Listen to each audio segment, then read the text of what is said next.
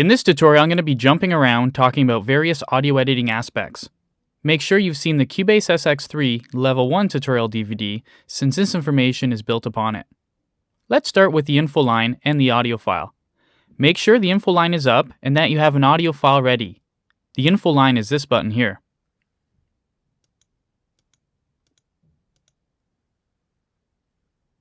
One thing I love about CUBASE is that you can rename the audio file right on your project page. No need to go messing around in any other windows.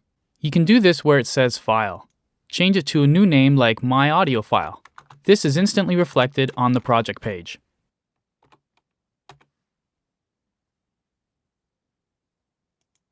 When you cut an audio file in half, look at the naming now.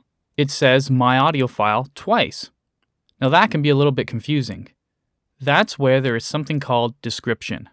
Rename the description of the first half of this audio file to first half, and the second to second half.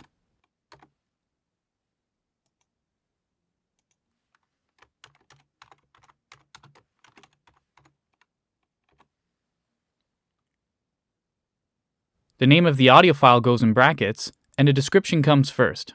To get around cutting really fast, you might want to do this. Place one hand on the mouse, as usual, and then place the other hand on the numbers 1, 3, and 5 just above the letters QWERTY on your keyboard. Press 1, 3, and 5, and notice that the object selector, the split, and the eraser are the tools that get picked. 1, 3, 5. With these three tools, you can do almost anything. Watch this. I'll call out the number that I'm using. 1, 3, 5, 1, 3, 5, 3, 5, 1. Still on 1, 3, and 5 again. As you can see, I can move around super fast by using 1, 3, and 5. It's definitely worth practicing this. The only thing to be careful about is that the 1 button can change the object selector tool into sizing moves contents and sizing applies time stretch.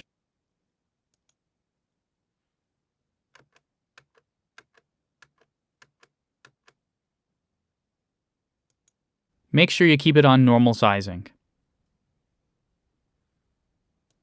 When you chop up an audio file, you might want to turn it into a new file so that you can perform editing to it and not affect the original file. This is called bouncing. Let's say we cut this file at the end here and move it over. Now double-click on it. It should say Sample Editor at the top of the window.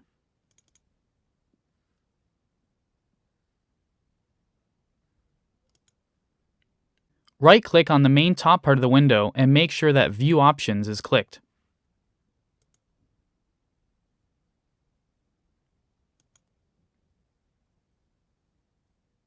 Press the Show Audio Event button. This lets you see the audio file or darkens the parts you are not using.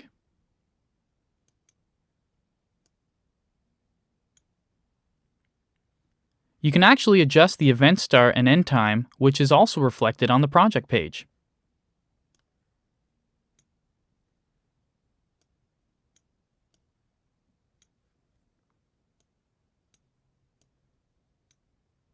All this is nice, but we don't want all this extra audio information.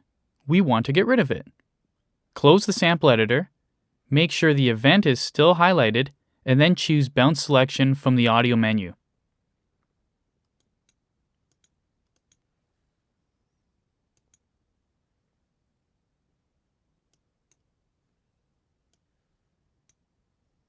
This has just made a new audio file that is exactly this long and placed it in the audio pool. Since we want to use this new shorter file, press the Replace button. Now double-click on the event and you'll notice that the audio file has no more extra handles on each side. Sometimes you want to keep pieces of audio files so that you can come back to them. Instead of bouncing every piece you like, you can make regions. Regions are almost like markers for audio files that just remember certain points within the audio file. Click the Show Regions button.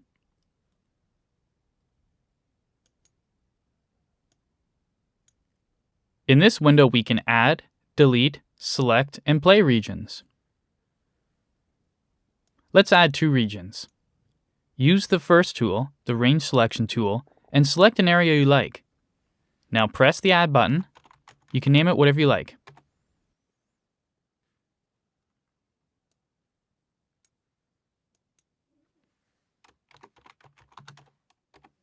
You can adjust the regions as you wish.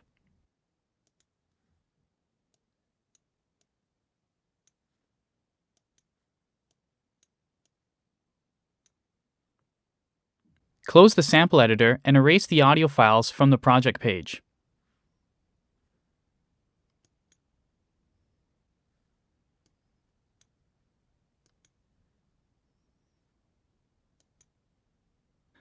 Open the pool and you'll notice a plus sign beside the audio file. These are our regions. We can drag these back into our project page whenever we need them.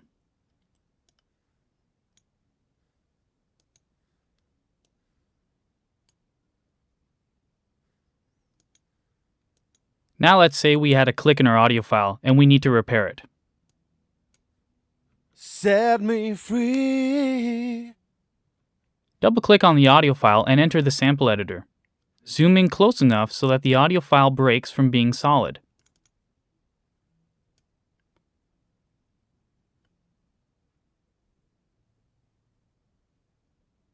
It's at this point here where it breaks from being solid. You can use the Draw tool to redraw the audio file and repair the click.